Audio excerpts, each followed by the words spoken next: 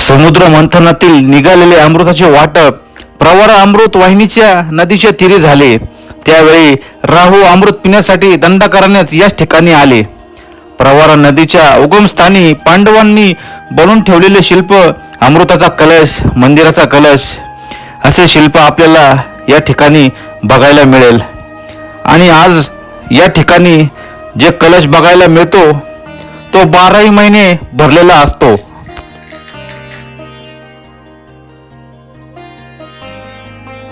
ओम साईराम. स्वागत आहे पुन्हा एकदा आपल्या साई शिदो युट्यूब चॅनलमध्ये. तर आपण आज तुमच्यासाठी घेऊन येतो एक नवीन ब्लॉग. तर आपण चाललेलो आहे अहिल्यानगर जिल्ह्यातील संगमनेर तालुक्यातील कोची या गावी राहू केतू मंदिर बघण्यासाठी. तर खूप सुंदर असा ब्लॉग होणार आहे आजचा ब्लॉग. तर आजचा ब्लॉग नक्की बघा. तर चला जाऊया आता मंदिराकडे. ओम साईराम. तो ओम साईराम. आपण आता निघलेलो आहे शिर्डी येथून संगमनेर तालुक्यातील कोची या गावी राहू केतू मंदिर बघण्यासाठी.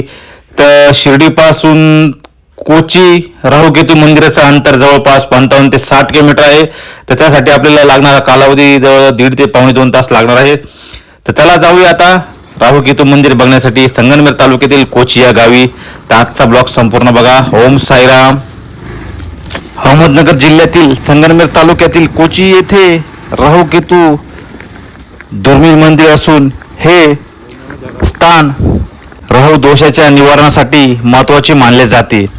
येथे राहूच्या पाऊलखुणा असल्याचे भाविक मानतात. या मंदिरात पितृदोष, कालसर्पदोष आणि वास्तुदोषापासून मुक्तीसाठी विशेष पूजा आणि दर्शनविधी पार पाडले जातात.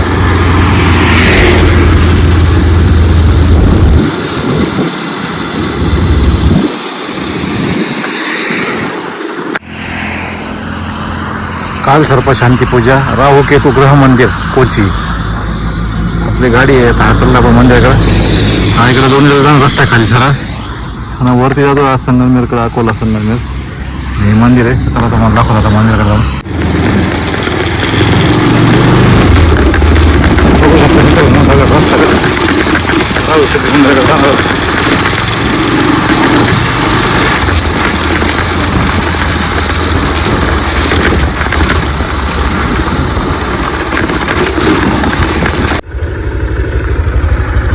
वीरभद्र मंदिर आहे. बोर्ड आहे राहू केतू ग्रह मंदिर ट्रस्ट तिकडं समोर. तर चाललं आपण. चला तिथे एक पाटील आहे जायला. कोची राहू केतू मंदिर संगमनेर तालुक्यातील. तर याची आपण थोडक्यात माहिती जाणून घेऊया. कोची हे संगमनेर तालुक्यातील अहमदनगर जिल्ह्यामध्ये येते. याचे वैशिष्ट्ये हे राहू केतूचे एक दुर्मिळ मंदिर मानले जाते. महत्त्व राहू केतूचा अशुभ प्रभाव, पितृदोष, कालसर्पदोष आणि इतर ग्रहदोष दूर करण्यासाठी भाविक येथे येतात. पूजा विधी येथे राहू केतू ग्रह शांती आणि विशेष पूजन केले जाते. त्यामुळे आर्थिक नुकसान व शारीरिक मानसिक त्रासापासून आराम मिळतो. दर्शन भाविकांमध्ये अशी मान्यता आहे की येथे राहूच्या पाऊलखुणा आहे.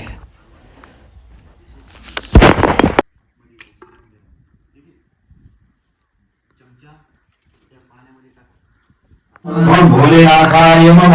ओम भोलेनाथाय नमः. ओम कैलासपते नमः. ओम कैलासपते नमः. ओम भूतनाथाय नमः. ओम भूतनाथाय नमः. ओम नंदराजाय नमः. ओम नंदराजाय नमः. ओम नंदके सवारे नमः. ओम नंदके सवारे नमः. ओम ज्योतिर्लिंगाय नमः. ओम ज्योतिर्लिंगाय नमः. ओम महाकालाय नमः. ओम महाकालाय नमः. ओम रुद्रनाथाय नमः. ओम रुद्रनाथाय नमः. ओम भीमाशंकराय नमः. ओम भीमाशंकराय नमः. ओम नटराजाय नमः. ओम नटराजाय नमः. ओम प्रलयकारी नमः. ओम प्रलयकारी नमः. ओम चंद्रमौले नमः. ओम चंद्रमौले नमः. ओम डमरुधारी नमः. ओम डमरुधारी नमः. ओम चंद्रधारी नमः. ओम चंद्रधारी नमः. ओम मल्लिकार्जुनाय नमः. ओम मल्लिकार्जुनाय नमः. ओम भीमेश्वराय नमः. ओम भीमेश्वराय नमः. ओम विषधारी नमः. ओम विषधारी नमः. ओम बम भोलेनाथाय नमः.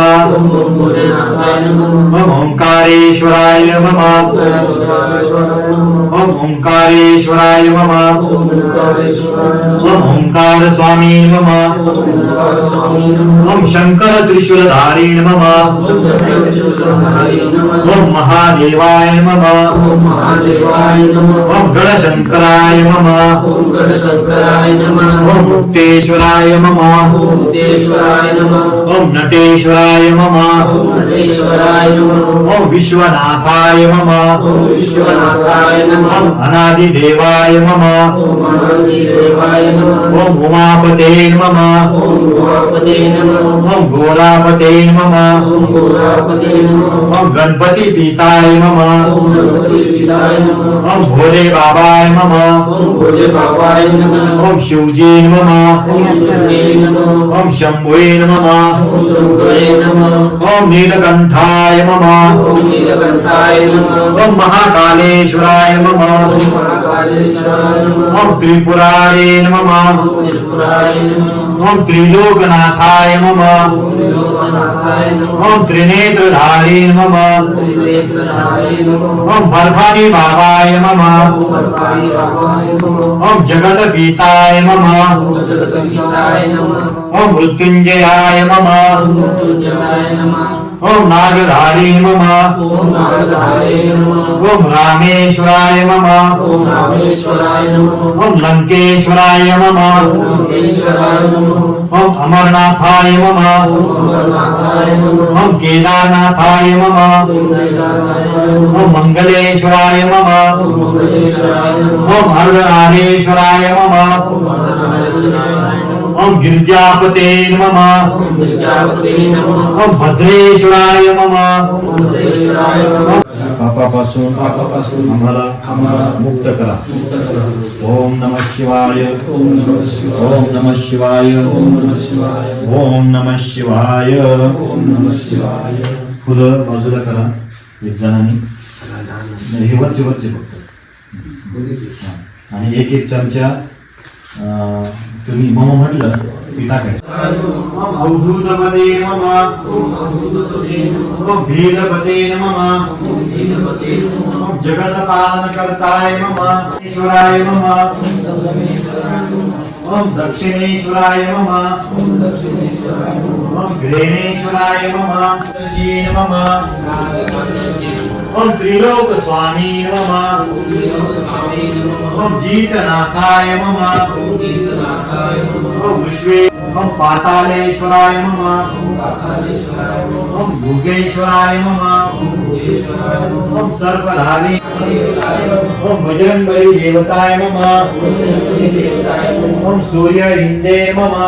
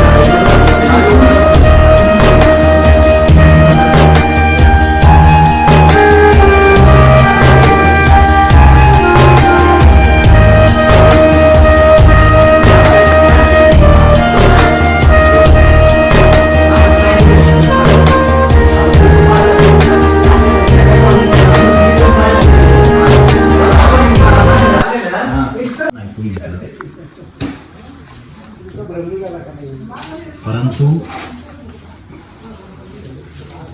आता आपण आपल्या जीवनामध्ये असणारी नकारात्मक ऊर्जा, उदाहरणार्थ आपण जन्माला आल्यापासून अनेक प्रकारचे आपल्यावर नकारात्मक नजर असते कोणाची, त्याला आपण म्हणतो नजर बाधा. कोणी काहीतरी पटका केलेला असतो त्याची बाधा, ते निवारण करण्यासाठी आपल्याला 3 वेळा मीठ उतरून त्याच्यामध्ये टाकायचं, म्हणजे ते जळून बसणं होईल. म्हणून अग्निदेवाला प्रार्थना करायची. काय करायची? हे अग्निदेवता हे अग्निदेवता आम्ही तुम्हाला राहू केतू ग्रह मंदिरामध्ये आमंत्रित केलेले आहे. त्यांच्यावर असणारी बाहेरची बाधा नजर बाधा दूर करून आम्हाला त्या बाधेपासून मुक्त करा. ओम अग्निंदे नमः. थोडं घ्या, 3 वेळा उतरून त्याच्यामध्ये टाकून द्या. अंगावर उतरायचे असं.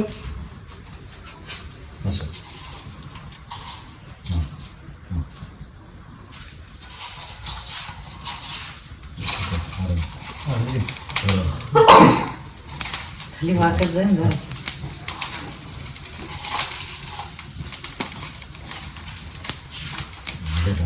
हातपाय धुवून परत आपल्या आपल्या जागेवर बसा. ठीक आहे. ओम साईराम. आपण संगमनेर तालुक्यातील कोची गावी आलेलो आहे. इथं राहू मंदिर आहे. त्या मंदिराविषयी आपण बोलून माहिती घेणार आहोत. नमस्कार. हे या कुंची गावामध्ये राहू आणि केतू या 2 ग्रहांची निर्मिती 2018 साली या मंदिराची निर्मिती झाली आहे. हे मंदिर स्वस्तिक महाराज आध्यात्मिक सेवाभावी संस्था या आध्यात्मिक संस्थेच्या मार्फत हे मंदिराची निर्मिती झालेली आहे. हे मंदिर आपल्या प्रवारा अमृतवाहिनी का म्हणतात? आपल्या प्रवारा नदीच्या कडेला असणारे संगमापासून तर उगमापर्यंत असणारे सगळे पुरातन देवस्थान, या सर्व देवस्थानांचा माहिती गोळा करून या ठिकाणी मंदिराची निर्मिती केलेली आहे. त्याचं कारण असं आहे, आपल्या भारतीय संस्कृतीमध्ये कुंभमेळे भरतात. तर भारतामध्ये कुंभमेळे का भरतात? कारण त्या समुद्र मंथनातून निघालेल्या अमृताचं वाटपाच्या वेळेस देवदानांची वाद झाली. त्या वादामध्ये अमृताचा कलश 4 ठिकाणी फिरला गेला. प्रयाग, उज्जैन, हरिद्वार आणि नाशिक. त्या ठिकाणी अमृताचं वाटप झालं नाही. त्या ठिकाणी फक्त थेंब पडले. म्हणून आजही त्या ठिकाणी कुंभमेळा भरतात. कारण आता पुढच्या वर्षी 2026-27 मध्ये नाशिकला पण कुंभमेळा होणार आहे. परंतु त्या कुंभातलं वाटप आमच्या प्रवारा नदीच्या कडेला झालं, याचे पुरावे आणि प्रमाण घेऊन आपण या ठिकाणी मंदिराची निर्मिती केलेली आहे. कारण तो अमृताचा कुंभ आणि मंदिराचा कुंभ आमच्या प्रवारा नदीच्या कडेला अमृतेश्वर मंदिर आहे. त्या ठिकाणी अमृताचा कुंभ आला. तोच अमृताचा कुंभ या दंडकारण्यात आला आणि हे दंडकारण्यामध्ये चोर बांधणी या ठिकाणी देवरूप घेऊन आणि भगवान विष्णूंनी मोहिनीचे रूप घेऊन अमृत कलश ताब्यात घेतली आणि या ठिकाणी देवरूप घेऊन पुढे ते देवळाली प्रवारा या ठिकाणी देवांची पंगत बसली, दानवांची पंगत कोल्हारला बसली आणि त्या ठिकाणी भगवान विष्णूंनी मोहिनीच्या रूपामध्ये देवांना अमृत वाटलं, दानवांना मदिरा वाटली. अशा पद्धतीचं अमृताचं वाटप आपल्या प्रवारा नदीच्या कडेला झालं. परंतु चोर भानू नावाचा राक्षस सूर्य आणि चंद्राच्या मध्ये बसले, त्यांनी अमृत पिले. हे विष्णूच्या लक्षात आलं आणि विष्णूंनी त्यांचा शिरछेद केला. ती घटना राहुरीला घडली. शेवटी मुंडकही जिवंत आणि धडे जिवंत. त्यामुळे भगवान शंकराने आणि ब्रह्मदेवाने सर्व देवांची सभा नेवासाला बोलावली आणि नेवासामध्ये मुंडक्याचं नाव राहू ठेवलं, गडाचं नाव केतू ठेवलं आणि भगवान विष्णूचं मोहिनीचं अवतार कार्य त्या ठिकाणी मोहिनीचा सत्कार केला. असं हे आपल्या प्रवारा नदीच्या कडेचं ही अमृत वाटपाची कहाणी, याचा प्रचार आणि प्रसार करण्यासाठी स्वस्तिक महाराज आध्यात्मिक सेवाभावी संस्था गेल्या 12 वर्षापासून ती काम करत आहे. त्याचाच एक भाग म्हणून या ठिकाणी राहू आणि केतू या 2 ग्रहांची निर्मिती करून हिंदू धर्माचा प्रचार प्रसार करण्याचं कार्य या ठिकाणी चालू आहे. ज्या भाविकांना आपल्या धर्माविषयी निष्ठा आहे त्यांनी या ठिकाणी येऊन आपल्या धर्माविषयी जनजागृती आणि माहिती करून घ्यावी आणि राहू केतूचं दर्शन घ्यावे. कारण राहू हा वडिलांच्या 3 पिढ्यांचं पाप पुण्याचं कर्म देतात आणि केतू आईच्या कुळाचं 3 पिढ्यांचं पाप पुण्याचं कर्म देतात आणि परमपिता परमेश्वर महादेव मागच्या 7 जन्माचं पाप पुण्याचं कर्म देतात. आणि यदा कधी आपल्या जीवनामध्ये जर राहू केतूची अनिष्ट महादशा असेल त्यांनी या ठिकाणी राहू केतूचं दर्शन घ्यावं. त्यांना त्याचा अनुभव येईल. अनेक भाविकांनी या ठिकाणी दर्शन घेऊन अनुभव घेतलेला आहे. असं हे पवित्र स्थान कोंची, तालुका संगमनेर, जिल्हा अहिल्यानगर. ओम नमः शिवाय.